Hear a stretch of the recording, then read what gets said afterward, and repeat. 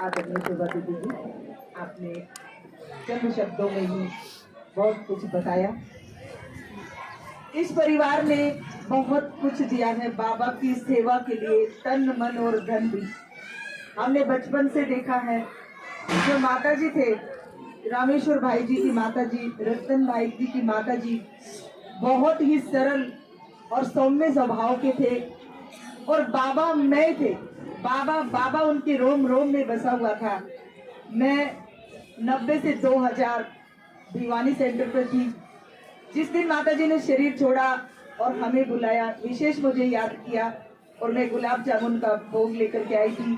पिछले 3 दिनों से माता जी ने एक दाना भी नहीं खाया था, और मैंने गुलाब जामुन दिया और माता जी ने बहुत प्यार से उसको स्वीकार किया। और वो लास्ट वाला अन्न था उनका।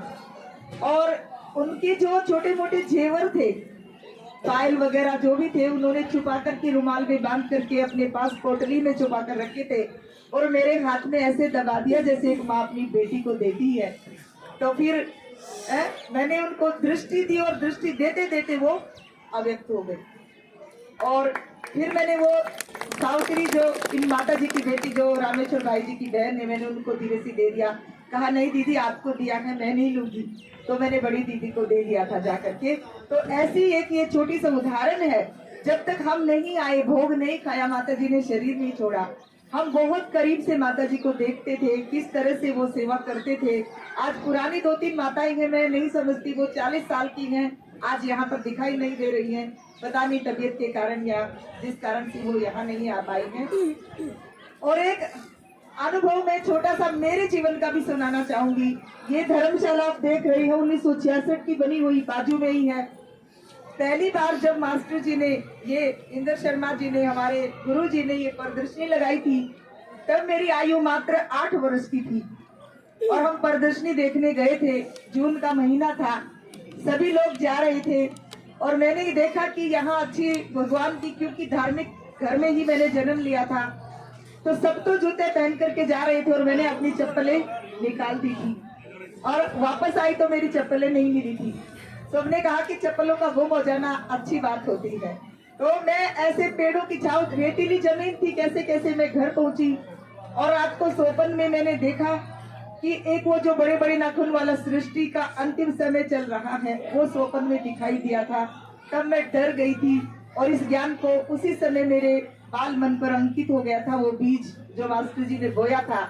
और वो घंटों घंटों मुझे योग में बिठाते थे। सुमन बहन जी हमारे बीच में आए हैं, आइए सुमन बहन जी, आपका बहुत बहुत स्वागत, अभिनंदन है, आइए आप। तब सुमन बहन जी पैदा नहीं हुए थे, जब कविता पैदा हुई थी, संजय और कविता को मैं नहलाती थी, और एक संगीता नाम की बहन थी, मैं कहती थी नहीं ये खाली है, मैं छोटी थी, मैं इसको नहीं नहलाऊंगी। तो मास्टर जी मुझे संदल में बिठाते थे, भोग में बिठाते थे, मैं फ्रॉक पहन करके छोटी सी थी, तो तब से ये ज्ञान लेकर के आए। तो ये हमारे गुरु जी, वैसे भी हमने इनसे पढ़ाई भी पढ़ी है। और एक छोटा सा वाक्य और शेयर करना चाहूंगी।